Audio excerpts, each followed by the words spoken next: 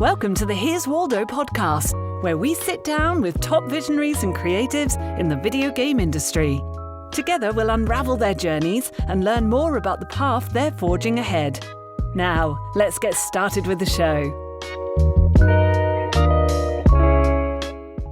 I'm Lizzie Mintis, founder and CEO of Here's Waldo Recruiting, a boutique video game recruitment firm.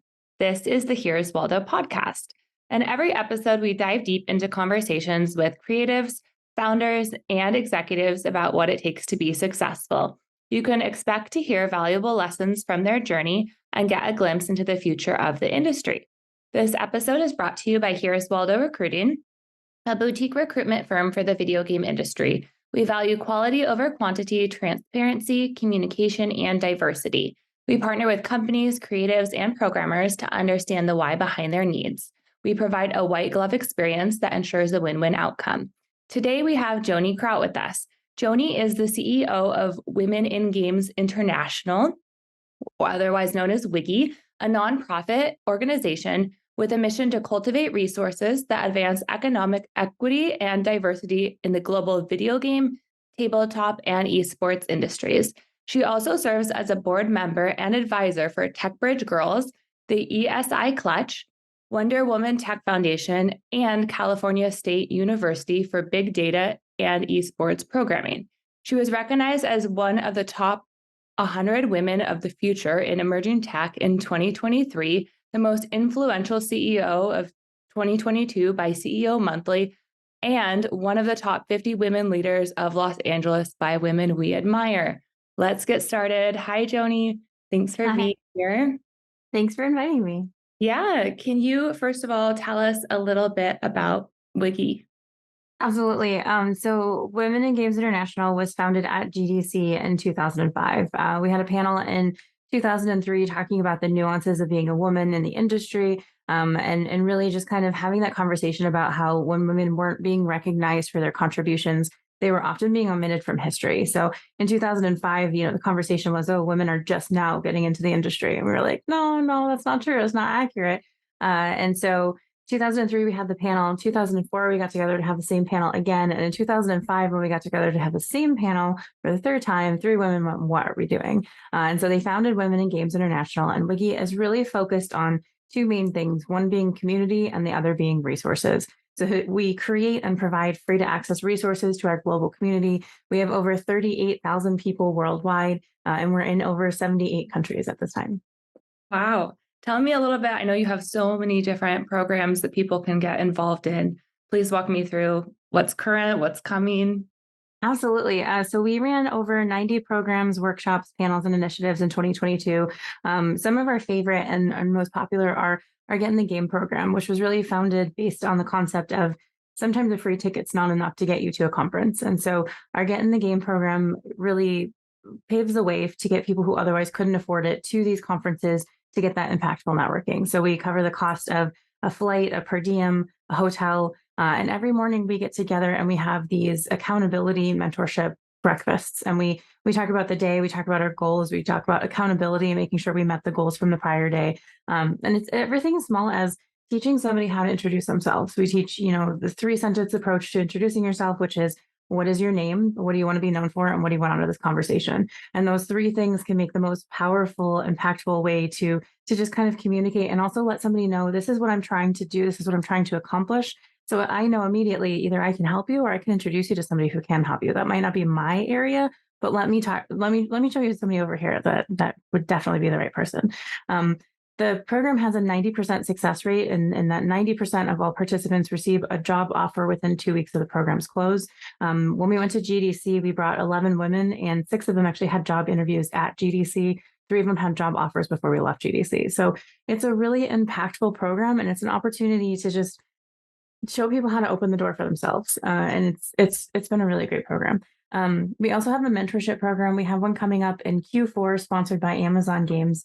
And it's an opportunity to really get people in the industry. So we're working with their recruiting team and a couple other recruiters, and we're going to talk about everything from crafting your resume to having a portfolio, having a cover letter, how to nail the interview. What do you need to say? What should you not say? And how do you answer those maybe uncomfortable questions or difficult questions? Tell me about yourself is my least favorite question. So how do you kind of navigate that? We also want to talk about, negotiating your salary and what that means and what that looks like and why it's okay to do that. We want to talk about personal branding, actually posting on social media, taking up that space to say, hey, I'm doing this thing over here. And that's all part of your personal branding. What's important to you? What is it that you want to see out of your career? And what is it that you're already working on? And I'm very excited for this one. I feel like every time we do a mentorship program and we do a portion of on your resume and your cover letter, people are like, can we just make this the whole program? Because there's so much, as you know, that you can cover when it comes to applying for a job. And then we also have every Wednesday, we have new content. So we have WIGI Wednesday. We have our newsletter that goes out every Wednesday. We also have Cheat Codes, which is our podcast hosted by Tosh, which is on Spotify and YouTube. She just has amazing conversations with industry professionals, really defining what are those cheat codes? How can you get ahead in the industry? What is something that you've learned that has really helped and guided your career? We also have Power Leveling, which is currently being hosted by Aphasia, an amazing individual who is also a content creator, so really understands being in front of people, that forward-facing aspect, and having conversations that are more difficult or uncomfortable. So those are not recorded and held on Zoom specifically to foster that safe environment and an opportunity to say things that maybe you can ask questions anonymously if needed. We also have open world dialogue, and it's a conversation on LinkedIn Live to really communicate with and have our community jump into those conversations with different companies. A lot of times we've been doing a series lately where it's what do you do? So what does an engineer in the games industry really do? What does that mean? What does that look like? What is a producer? What does that mean? What is a voice actress? Our next one coming up is a voice actress who's just absolutely amazing. And Allison Packard, and she's Rose in Call of Duty. She is a blood elf in Warcraft. She's just, what does that mean? What does that look like? What does your career trajectory look like? How do you stay relevant? Asking those conversations and really kind of getting that in front of our community.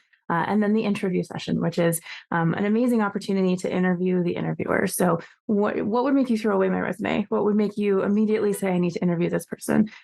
What should I ask during an interview? Those kind of questions, and being able to specifically ask one company, what is their preference? Because each company is different and different preferences from company to company. So an indie is going to be different from a AAA.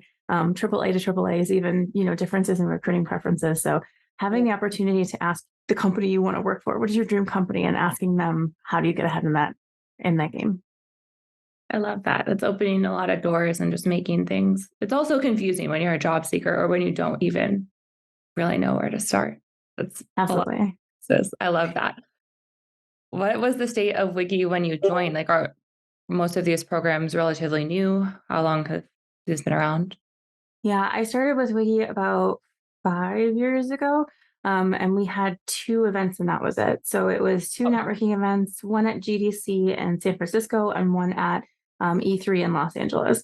And so even though they were free to get into, you had to have enough money to get there. And so these 2 are like most expensive cities in the world. Well, I don't know about the world. Okay, that was dramatic. But in the country, I would say. It's really hard to create the opportunity to get there. So if you weren't already at GDC, or if you weren't already at E3, which GDC being one of the most expensive conferences too, it just wasn't, it didn't feel right to me. I grew up in poverty. And so I remember my mom saying, we had free tickets to get to the circus and we couldn't go, she couldn't afford free tickets and she was devastated. But it's not just the free ticket, it's getting there. It's the gas to get there. It's the parking fee. It's making sure you have the right clothing. And then a lot of times we would have women show up and it took so much to get there. And then they didn't know how to introduce themselves. They didn't know how to interact. And these cliques would form. And so it was like, if you're a wallflower, or if you're an introvert, that might not be your space. That might not be your place to shine. And so teaching people how to actually use this as an opportunity to get ahead and to build their network has been one of my biggest things that I really want to kind of pivot and change that narrative. So all of our programming is pretty much new. Even our networking events are slightly tweaked in that we really focus on things like speed networking and trying to create a space maybe during daytime hours instead of the pressure of the nighttime events.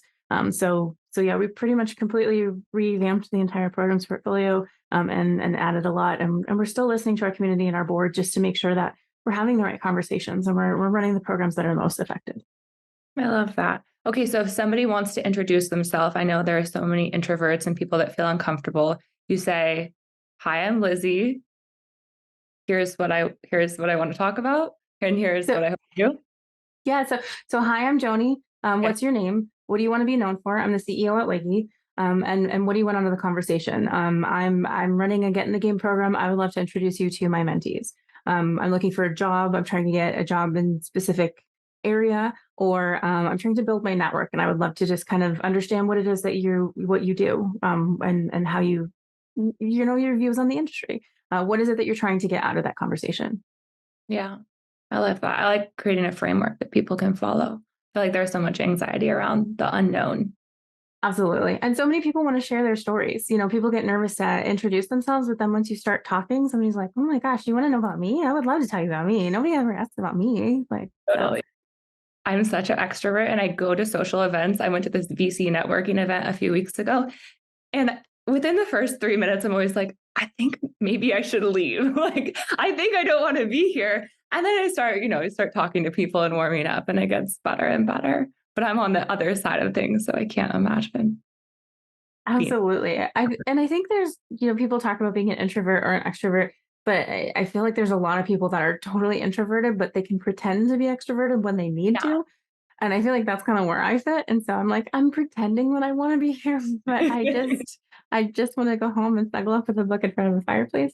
And so I think, just remembering that you're there for yourself and you're there to really build your network for your career, instead of I'm here to have fun, if that makes sense. It's more of I create it like a side mission, and I'm like, okay, I just have to get this done and I can go on back onto the main quest. Then I can So leave. yeah. Yeah, for sure. In your view, what are some of the biggest challenges that still need to be addressed in the space, the game space, the tech space? I think there's a lot of conversations around how, we need to come together, and we need to realize that we're all in this together. We have these separation of, women only events and female only things, and it's very uncomfortable because it's creating that conversation and continuing that conversation, an idea that women are separate, and whether that's a good thing or a bad thing, whether they're equal, whether they're supposed to be above or below. It's that they're separate, and that's normal, and we're normalizing that separation. And so having these events, having these opportunities to come together where everybody has a seat at the table, where there's a conversation that everyone can join into. When you have the women only events, where do non-binary or gender non-conforming people fit in, and then why are males not being part of the conversation? Why would that be equality? That doesn't make sense to me. So having these spaces where we have allies, where we have women, where we have non-binary, where we have femme-identifying and mask-identifying, we coming together to have that opportunity to really learn from each other, I think is the biggest thing that we're really trying to focus on with all of our programming. We had an esports mentorship program, and we really highlighted and amplified, we want everybody to be part of this program. And we had the most male identifying applicants to be mentors and speakers than we've ever had on any other program. And it was a really powerful opportunity to kind of take a step back and just be like, okay, everybody wants to see more people in esports. It's not just women saying we want a bigger space in esports. It's everybody saying, I want you to take that step forward too. And here's what I learned, and here are my cheat codes that I can share with you. And just really empowering people to take that step forward. I think one of the biggest things from my perspective is, just this systematic idea, and this thing that's kind of been pushed on people, that you're not supposed to take up space.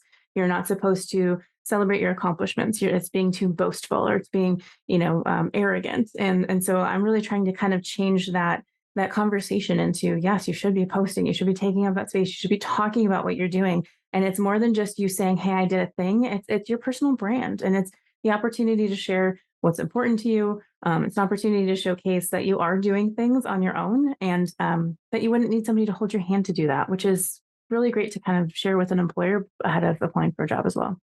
Yeah, it's so important. Do you have any other tips for building your personal brand? I mean, I talk to people about this all the time. Like, have your LinkedIn filled out? post totally put your profile or your portfolio up. But other than that, how do you think people can maybe even identify their true brand, like find their true self and then convey that to the world? It's hard. I think it's really hard because a lot of times people are going, but I don't know who I am. Yeah. I don't know what my brand is. I don't know what I should be posting. And for me, it was always doing the research. And then, like you said, templatizing it. Where's the template for this? But there's not, because it's your personal brand. It's not a specific box you're supposed to fit in. Yeah. So I would say my biggest advice is think before you post. There's a lot of things I want to say, but I realize maybe it's not the space to say them.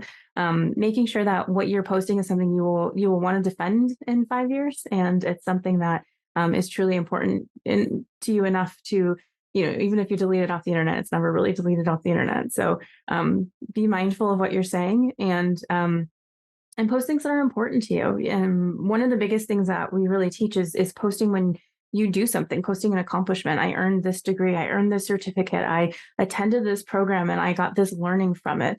Making sure that you are adding your thoughts and adding your ideas to posts is a really powerful way to kind of get in front of people as well. And then really taking up that space. We have so many people that say, I have no experience, but they've created 6 games during their college career. You do have experience. Talk about those games. Talk about your contributions to those games. Content creators. I don't have any professional experience. Disagree. If you've built an entire Discord and you've built an entire community and you have all of these followers and all these people engaging with you every time you stream, you have professional capacity. You have experience. You've done a thing. And you can call that community management. You can call that online talent, online personality. And that's a huge, difficult thing to do. Is a huge asset and an opportunity to help contribute to a company. Yeah. I think people have a hard time celebrating their wins, and men and women also do this very differently, right? Like post about what Absolutely. they do and feel confident to share that. That's always a really big conversation. What do you see happening in the near future and in the next 5 years? Like, what direction do you see women in games, or just, inclusivity in the industry? How do you see that headed? We've seen a huge uptick in applicants from the Middle East and Southeast Asia. We've seen a lot of women that say, I want a mentor who looks like me, but I can't find one in my geographic region. So we're really trying to reach out to build a stronger community there so that we can say, there is somebody in your geographic region, because I know there is. I just need to find them. And so we're really trying to build that out and then empower people from, all walks of life.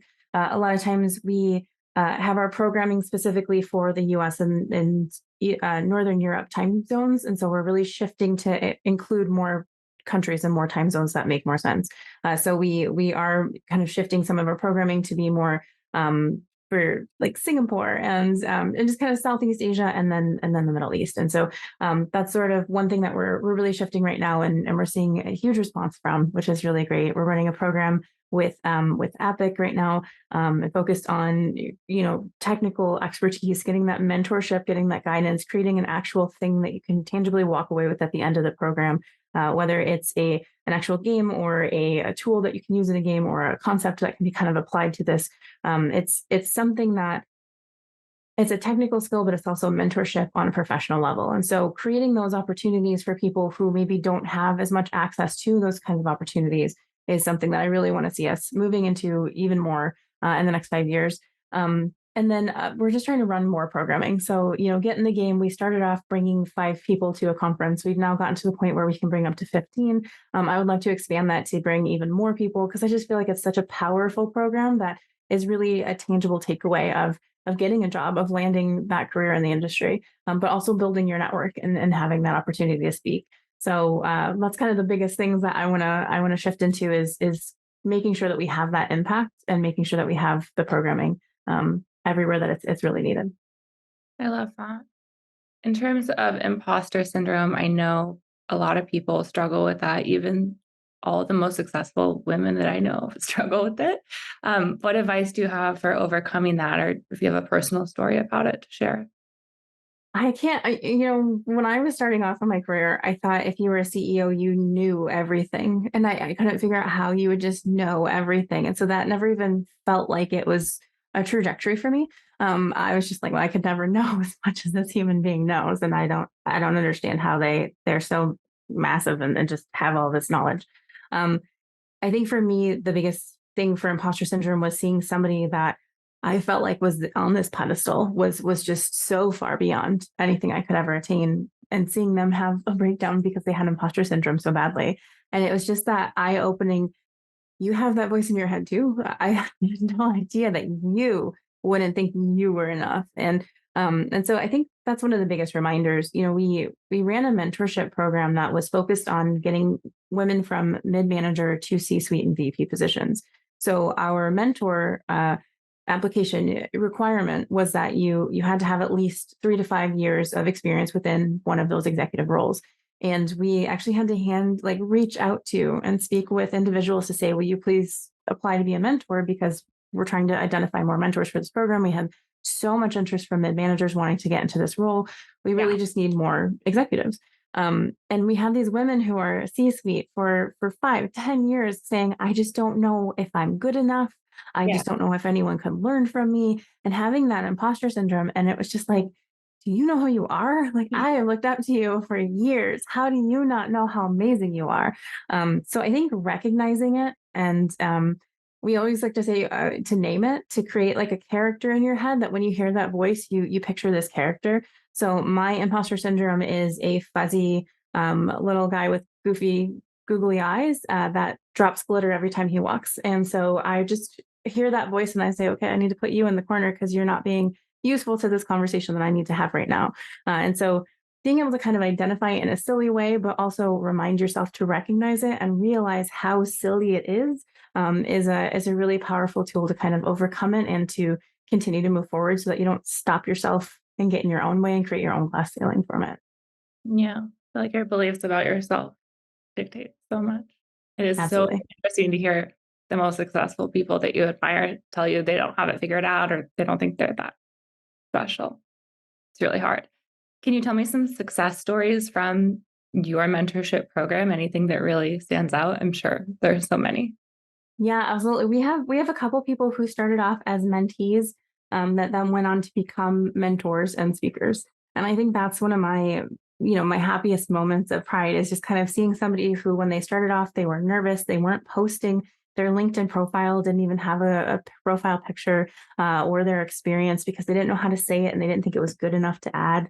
And now seeing them thriving, and just posting everywhere and all these accomplishments and all these speaking engagements and really sharing their story and giving that opportunity to be the representation for the next person it is really my happiest kind of success story. So we have a couple of women who started off as unemployed, and we have a couple of women who started off as just underemployed and are now just really thriving in C-suite positions that are constantly posting and reaching out and saying, can I help? Can I speak? What can I do to support the next generation? So they're definitely my happy ones. We also have a couple of studios where the women said, I need to get my next round of funding and I'm not sure how to do it. What do we do? And so we created a program that was focused on creating those introductions, making sure your pitch deck was ready to go. What does your pitch sound like? And having that mentorship and guidance on that specific need that they had. So I guess my best and my happiest kind of success stories are when people reach out and say, hey, this is where I'm stuck.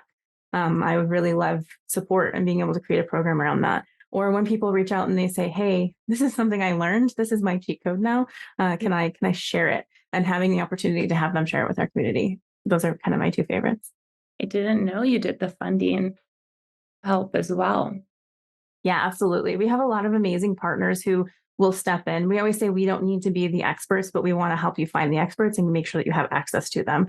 And a lot of times, especially underserved and underrepresented people just don't have that same mentorship and that same opportunity to learn. So if we can create a space for that mentorship, that's a huge opportunity. So we're always happy to help whenever we can and make those connections and just kind of get that guidance set up. That's best.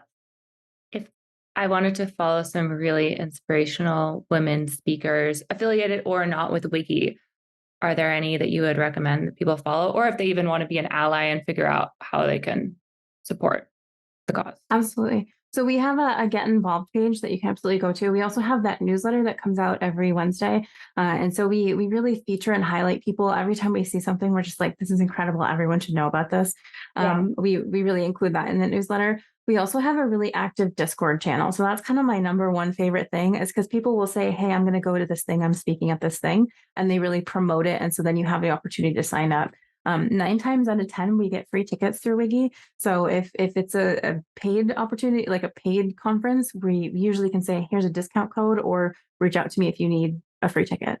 And I usually get between like 25 to 50 free tickets that I can hand out to people throughout the community.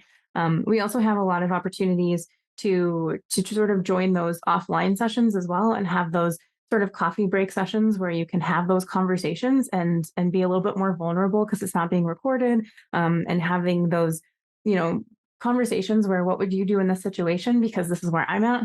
No, it's not where I should be. And just sort of creating that community and that opportunity to learn from each other and to share, and sometimes just to vent. And that's been really powerful as well. That is really powerful. So Discord is huge. Are there any other communities that you would recommend that people can get involved in? Absolutely. Yeah. So if it's technical, if you're a very technical person, the IGDA is one of my favorite groups. They have so many resources for more technical and sort of, the coding or the technical creative side as well. And then we sort of take on the business side, so the soft skills more than the hard skills, and then creating that space for how do you promote yourself and be able to kind of speak to that. I always do encourage people to join LinkedIn, just because there's such a positive and active community on LinkedIn right now. And a lot of times people forget about LinkedIn because they're so focused on like the fun social media side and not as much the dry kind of. But I think LinkedIn has been one of my favorite platforms to really work on, especially when focusing on career. So I would definitely encourage people to join LinkedIn as well. I'm going to second that encouragement and even go a step further. Please upload a profile picture. Please write where you work, write a few bullet points about what you do at that job. Maybe tell a little story about yourself in the summary so people can understand, and call out the elephant in the room. That's so important too. I feel like people maybe have a career break or their studio closed maybe multiple times, and explain that. Absolutely. You talked about allies, and I know you have a Dear Ally section on the website where people can ask anonymous questions about DEI.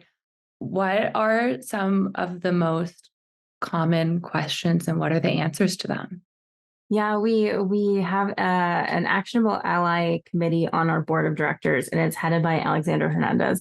And he was like, what if we had an advice column? What if we had like a Dear Abby? And we came up with Dear Ally, and we were so excited. And so it's a really great opportunity for people to ask those questions anonymously. You don't have to add your name. There's a Google form. We don't ask you for your email. If you want to say, sometimes people like to add like a fake name, like a Sleepless in Seattle kind of a name, which is very cute. But it's not asking for any personal identifiers at all. We just want the questions. We want to be able to help. We want to be able to empower people. So the number one question we get is, I keep seeing something that I don't like, and I want to say something, but I don't want to seem performative, and I don't know who to say it to. Should I first ask the person if they want me to say something? Should I go straight to HR? Should I, like, what are the steps? What should I be doing when I see something? You always say, see something, say something. Who do I say it to? And what do I say? And so we always encourage people to first speak to the individual privately to see if, where are you? What's going on? And if it's something blatantly obvious, like unwanted touching, or if it's, of a physical concern, or if it's bullying or badgering, then you don't really even need to talk to them. You can go straight to HR. That's a great opportunity. But if it's something more like, maybe it's more teasing and you're not sure if they're really friends and it's okay, or if it's just you uncomfortable with the situation, always kind of having those conversations is important, but making sure it's kind of a separate conversation. You're not calling them out where they have to then answer in front of everybody how they feel. We also really encourage people to read your employee handbook. It's a really great step-by-step instruction on what you're supposed to do and what the right kind of trajectory is. If it's an issue with your manager, you usually are supposed to go to HR immediately, because your manager is obviously not going to yell at themselves. So having the opportunity to know sort of those right steps from a work standpoint, versus if you're at a conference and you see something happening, who do you say something to? 9 times out of 10, those volunteers showing you where to go don't actually have any authority or training on how to handle those situations. So who is it that you go to? What are those steps? What does that mean? What does that look like? And having those conversations and being able to answer, if it's me that's having the issue and I want to know how to deal with it on my own, or if it's somebody else kind of seeing it and wanting to be an ally, what does that mean? And then also, am I going to put myself in the line of fire if I stand up for somebody? Uh, yeah, probably. You probably are. But which side of history do you want to be on? The side that stayed safe or the side that was, doing the right thing? And so really just encouraging people to have those conversations to make sure that the right, workplace culture is happening, and then also to empower them to say something and to say something that they feel effectively will change the situation. Yeah, it's very scary. I feel like I like that you make it anonymous because I feel like a lot of people, same with social media posts, would rather say nothing because they're scared that they might get criticized for saying anything. Absolutely. Yeah. In terms of companies and advice for promoting a safe and inclusive environment where people feel comfortable to bring these kind of things up, what advice do you have? We always say culture starts at the top. And so it's not just defining it, it's walking the walk. And so making sure that, when I look at a job, I will immediately look at the company first. And does anybody look like me in the C-suite or VP level? And if nobody looks like me, I'm not going to feel like I'm going to have a voice. And I'm not going to feel like I'm I'm going to be really taken seriously. So a lot of times we're checking that box of, oh, we hired 30% of our people are within this specific category, which is what we were told to do. That's great, but are they all entry level? Do they actually have a voice? And what is the turnover rate for those people? If you have a really high turnover rate for underserved and underrepresented people, chances are they don't feel included. They don't feel like they belong. So just because you're hiring somebody doesn't mean you've actually created a diverse environment. Yeah. And so having those people have a seat at the table, helping to define the game mechanics, helping to define the world, and make sure that the representation is actually meaningful and sort of inclusive of what their actual backgrounds are. Being able to bring those people to the table to have those conversations is one of the most important things. um, in regards to what advice can we offer, creating internal mentorship programs. If you're trying to help people move up, have the C-suite reaching down to the mid managers, or reaching, even all the way down to somebody who's entry level, and just having that access and opportunity to have the open door conversations. What does this job look like in 5 years? You should be able to answer that. I should know if I have a trajectory or not. I should know if I have the opportunity to move forward or not, and what I need to do to make that happen. If there's not that upward mobility, if you're constantly hiring new people every time you have an executive position open, chances are you're not creating that environment that you're hoping to, and that culture that you're trying to cultivate. And so having those conversations, having employees actually at the table, having the conversations and listening to what they're saying is really powerful. Not like the pizza party, but the actual like board meeting, and having those different voices speaking to what are the problems, what are the issues. A lot of times we get called in to do workforce retraining. If you just listen to the employees, if you just listen to the feedback that they have, sometimes it's a lack of opportunity to convey what the solution is, or to identify what the solution is. But if you can identify at least the problem to start the conversation, then you can work together to create the solution. Um, I think a lot of times management has this idea that they're supposed to have all the answers. And 9 times out of 10, it's not that somebody's looking for the answer. They're looking to have the conversation. They're looking to help define the answer. The person who is complaining or who has the issue might also have a solution in mind. So creating the opportunity for people to present not just problems, but solutions is another really powerful tool that you can really include. And then, everything down to just having those regular cookouts, or those regular opportunities for people to bond and come together. Not necessarily an all staff meeting where you're supposed to sit quietly, but a space to sort of network and connect with each other, whether that's a monthly all team lunch, or just kind of a space where people can sort of see each other and see that there is that opportunity and that access to really continue those conversations and have that open dialogue is really powerful. Yeah, I think that's great advice for any company, period. From a hiring perspective, it is sometimes challenging to find women at an executive level. I know you have a job board too through WIGI, right? Yeah. So we have a job board. We also have on our Discord, we'll post additional jobs that are maybe not yet live to post on a job board.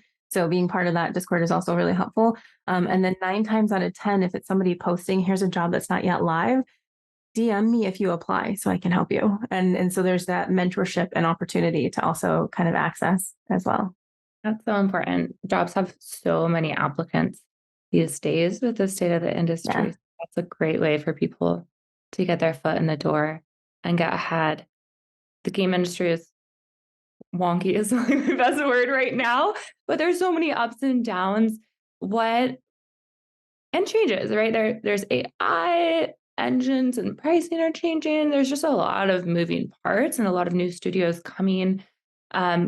What trends and development in games in general do you feel are coming up in the future, and how do you feel like they'll impact games as a whole? Where is the industry going? I see a lot more emphasis being put right now into accessibility. And so there's a lot of gaming mechanics that are trying to create more opportunities for people who, being able to use VR when you only have one eye, or being able to use a controller when you maybe don't have all of your digits on your hand.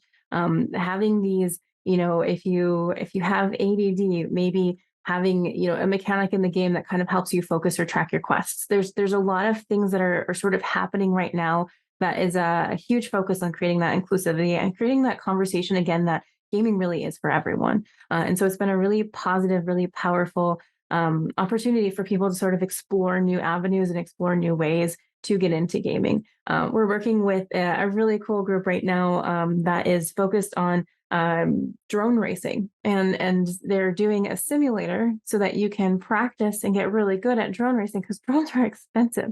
And so you can't just start off trying and hoping for the best with $1 million drone. So having the access and opportunity to test it out, to try it out, to see how you would do with a simulator, having all of the same key resistance pieces and things like that, is creating this access and opportunity for people who maybe are in underserved communities, or who just can't afford to throw away that much money on a drone that they're about to crash because they're still learning how to use it. And then once you pass a certain level of the test run kind of thing, they're actually awarding people the opportunity to compete with a real drone, and they're providing the drone. And so it's creating those new access points that people hadn't really thought of in the past. There's a lot of really great nonprofits out there that are focused on, how can we bring more gaming to kids in hospitals, especially hospitals where the kids have, they don't have the same mechanics or opportunities. So what can we do to make sure that they can still play games? And focus on something that's kind of fun, and then just sort of really rebalancing. When you have different people in a game, who are you consulting with? Making sure that you have the right voices at the table. I worked with a company when I first started at WIGI that they were creating a game for young girls. And they were like, yeah, the game failed. It was terrible, but there's just there's no market here. There's no demographic for this gaming. They're not really into gaming, these like 12 to 13-year-old girls. And we were like, okay, well, who did you work with when you created this game? Well, we just had all of our guys, our studio, read a bunch of young adult books. Yes.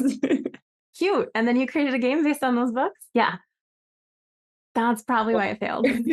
Making sure the right voices are at the table when you're creating these, these storylines, and we're seeing a lot more of that. So that's sort of the trajectory that I'm seeing right now. And I'm really hoping to just continue to change that narrative of one person should be creating all of the games, and instead making sure everybody's coming together to create the games that are the most meaningful and the most accessible to everyone.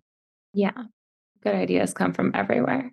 I had Bernie Yee on the show, and he talked about making this VR experience for Oculus in the early days. It was a dancing experience, but they were testing it with everybody who worked at Oculus at the time.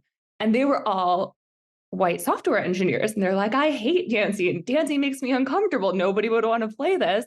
And that was all the feedback. But then they did research and it came out, and it was a huge hit because white software engineers were not their target market for the experience. So most of the dancers are just like, yeah, super awkward.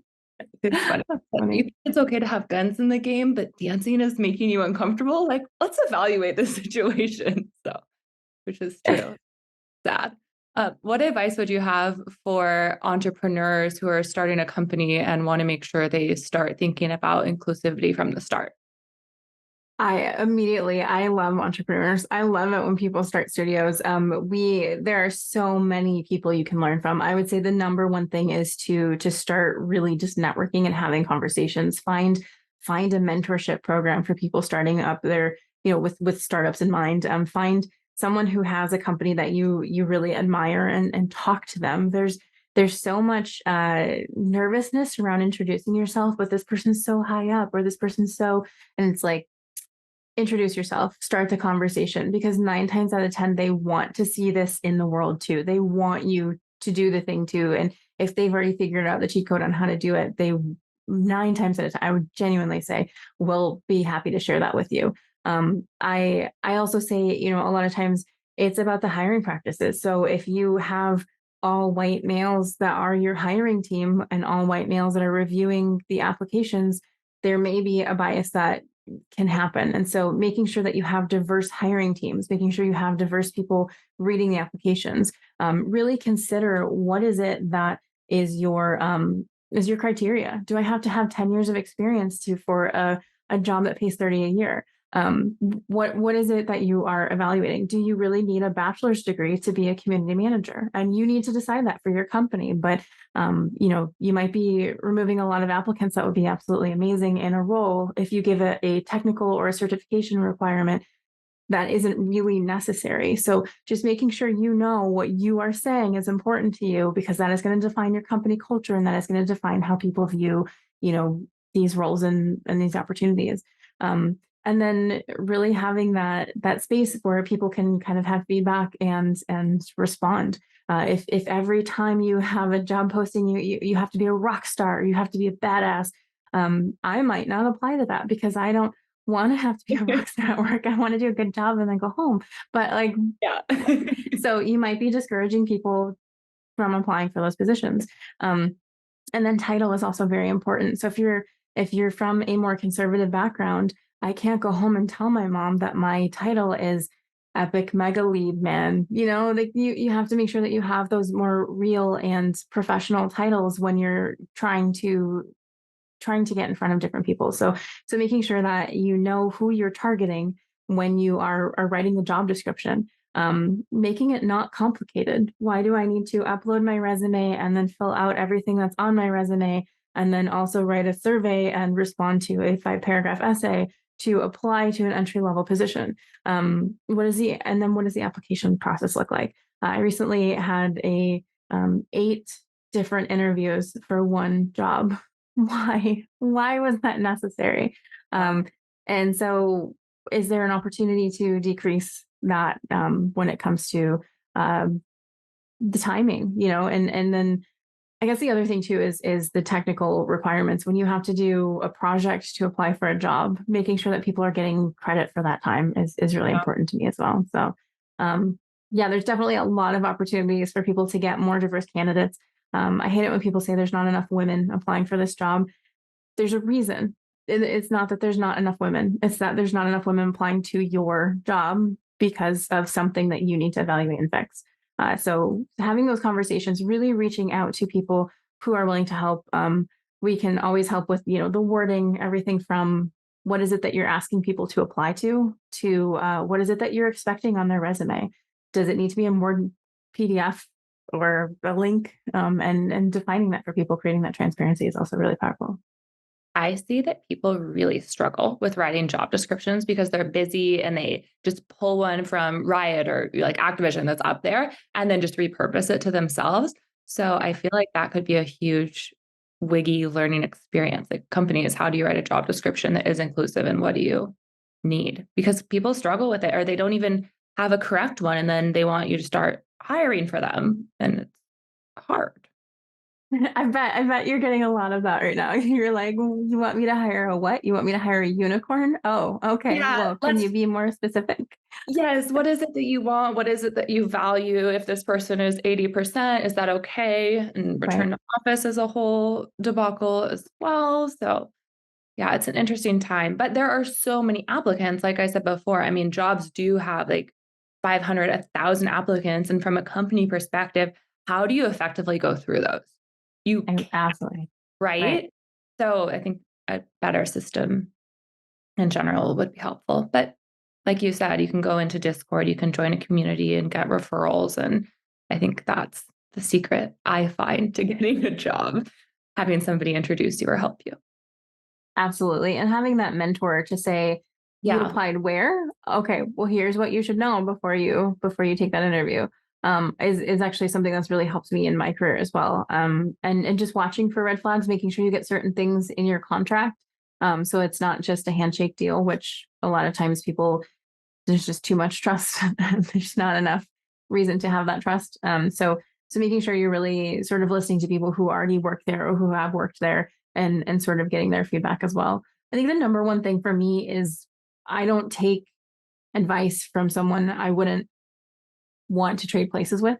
So, what is your title versus where do I want to be? What is your experience versus what do I want my experience to be? And so, a lot of times people forget that, but everybody, opinions are like belly buttons. Like almost everybody has one. So, it's not really necessarily good advice when you get advice, and it's not necessarily something that you need to listen to, or to maybe you just kind of need to pick through it and find the pieces that will empower you to move forward to the next stage. But Yeah. it doesn't mean you have to listen to everybody's advice fully, or take advice that's going to hold you back.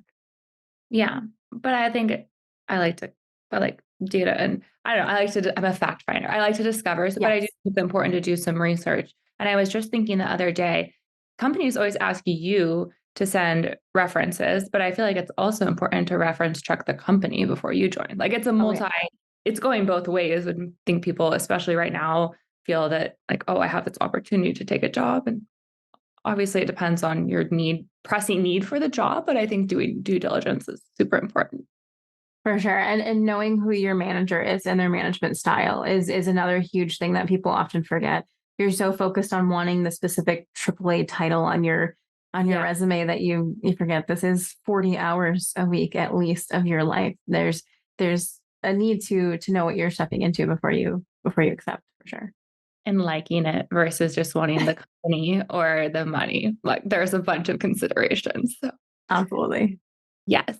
Okay. I love that Wiggy was built around I wish I knew X at Y stage of my career. What are some of the top cheat codes that you have gotten that you could share? I think, okay, so for me personally, get it Yeah. in writing. I had a job interview where they told me the salary range, and I came in at the bottom of the salary range, and I said, I'm going to prove to you that I'm worth the top of the salary range. So for the first 6 months, I'm going to take the bottom of the salary range. But then in 6 months, I want to reevaluate, and I want you to see that I am worth the top of the salary range.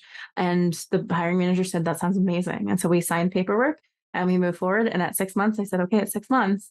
And my manager said, oh, we don't do that. We don't do reevaluations until you've been here at least a year. And I said, no, we talked about this in my interview. I have all these notes. This is what you said. This is what I said. And she said, no, I'm sorry, we don't do that. That's a company policy. That's not something I can step around. And so I then had the bottom of the salary range. And so after a year, when it came up to get my salary increase, I wasn't even at the middle of the salary range that was proposed to me when I was hired. I was also helping to process payroll, so I saw how much more everybody else was making, and it was something that she remembered that I was the one who pitched the number, but she didn't remember the rest of the conversation. Well, it wasn't in writing, so I had no leg to stand on. So get it in writing, even if it seems like the most honest, trustworthy person. It doesn't count unless it's in writing. So that is my number one cheat code. The other thing is really bringing solutions to the table. So having a solution standpoint is something I was really taught both at Motorola and my CEO at SteelSeries is also from Motorola. So it was kind of this concept that when you start a conversation about how there is a problem or there is an issue, make sure you also have a solution or a goal for what the conversation is. Don't just start a conversation about, hey, there's a problem. know what it is that you want out of that conversation. So are you trying to resolve the problem? And then do you have a solution in mind on what that looks like? Making sure you're not just constantly pointing out the problems, but pointing out how to move beyond the problems, how to fix the problems, if you can't think of the solution, like how to get to the solution, but you know what the goal is, at least being able to define that and start that conversation is really powerful. So making sure when you have a problem, you have a goal in mind before you present the problem. And then third, I think is honestly just remembering who you're taking advice from. Really, really evaluate before you just blindly take someone's advice, because someone telling you that you should go stand on the table and just scream at everybody, do they have a great trajectory for their career? maybe that's not the best career advice.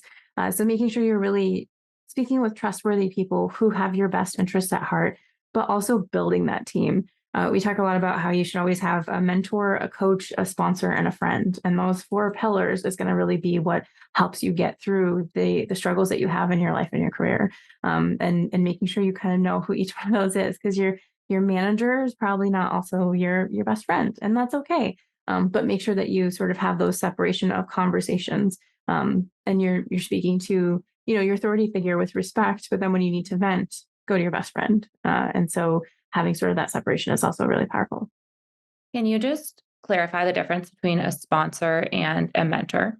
Absolutely. So a sponsor, a mentor, and a coach are kind of the 3 pillars to what we see as being really, really useful in your career and supporting you. So a sponsor will tell other people how well you do it. A mentor will tell you how they did it.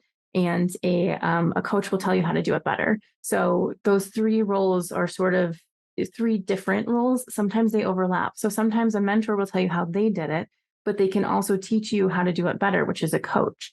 And then a sponsor is really the person who goes out and says, oh my gosh, Lizzie, you have to get this person's resume and help them find a job, because this is the person who can do the thing the best.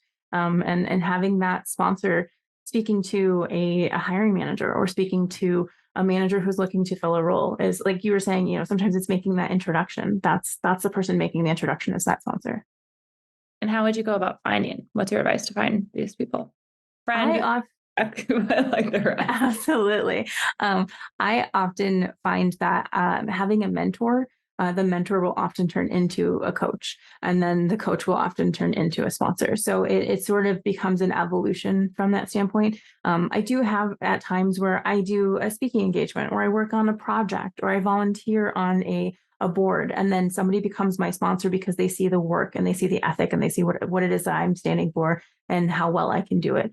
And so having that personal brand out there, hey, this person keeps posting about how important accessibility is to them in gaming. Somebody should talk to this person, because clearly this is their personal brand. This is their life goal. This is something that's really important to them. And so having those posts, creating that space around you is really a powerful way to identify mentors, coaches, and sponsors. Yeah, definitely attracts people to you. And then join WIGI's mentorship program is the soft pitch, right? So we have a really great group of people who are constantly supporting it, and we're having these different conversations. Each mentorship program has a different track. So we did an esports track and exploring different pathways into esports that are beyond just a pro player. And we have, opportunities to speak to people in our Discord who have started their own company, who have failed at starting their own company, who have succeeded at starting their own company. We have those learnings and those cheat codes. We have people constantly posting, can somebody review my portfolio? Can somebody take a look at my resume? And it's a space where you can have a mentor who's maybe even like a same level mentor, but it's somebody that you can still learn from and work with. So finding those communities is a really powerful way to identify sponsors as well. And then posting on socials. If you post something and you say, what is your opinion? And somebody has an amazing opinion that really resonates with you, reach out to that person and say, wow, I really liked what you just said on this post. Can we talk more? Can we have a coffee? It doesn't have to be an official defined mentorship where you meet every Tuesday at 3 p.m. It can just be a conversation that you have with an individual that you respect and you want to hear what they have to say. I love that intro too. Like, can we just have a coffee or a casual thing? Because I see that a lot of people then launch into like, hey, I need, all these different things. And then the person often is like, whoa, Yeah. Here, just a quick call is always easy to opt into. Thank you. This was so good. I have one last question. Before I ask it, I want to point people to your website, getwigi.com. The last question is, who has your biggest mentor been in your career and what was their best advice? Oh my gosh. I would say, my board of directors has been just incredible, and they each have their own sort of specific niche. So some of my favorite advice, Christina Seeley, who is the CEO at Maximum Games and Modus Games, she's always the one that, when something happens, she's like, congratulations, you're in the fire because you're really making a difference. And it's kind of like rewording that, like, oh my gosh, this thing is happening, to, oh, this thing is happening because I'm really creating a wave, and Yeah. kind of making it a positive spin. She's also very much empowerment. She's show me the data and we can have a conversation. But until you can show me the data, there's no reason to have a conversation. And so I love that mentality, which is not everybody's cup of tea, but is my cup of tea, and I love it. Jen O'Neill has been one of I've idolized Jen O'Neill before I even started in the games industry. I love what she does with diversity, equity, and inclusion. I love the conversations she has in the space she creates, and she's very nurturing. So she's, let's talk, let's have a conversation. How are you really doing? Because you're smiling, but I don't believe you. And so having the opportunity to have somebody who can kind of see you even when you're putting on a mask is a really powerful mentor and friend to just kind of have and to keep regular conversations going with.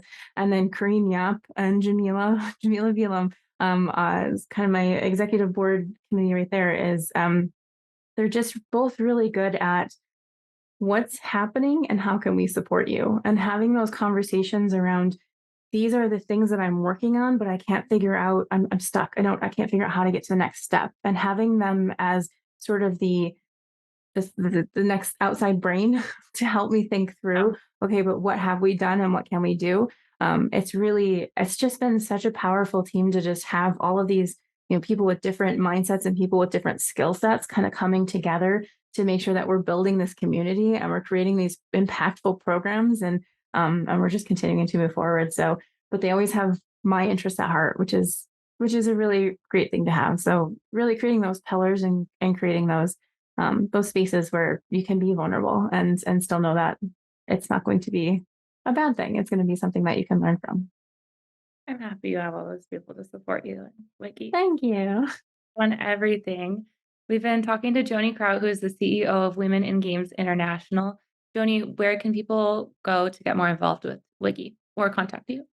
Absolutely. So getwigi.com is our website. Sign up for our newsletter. We constantly have new content coming out every Wednesday. And then we actually do have a Get Involved page where you can sign up to be a volunteer. You can sign up to help us fundraise, or you can sign up to actually be a sponsor for our program. So we have definitely different ways to get involved, and then sign up to join a program.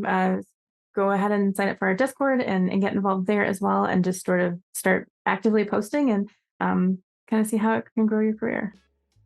Thank you so much. Thank you.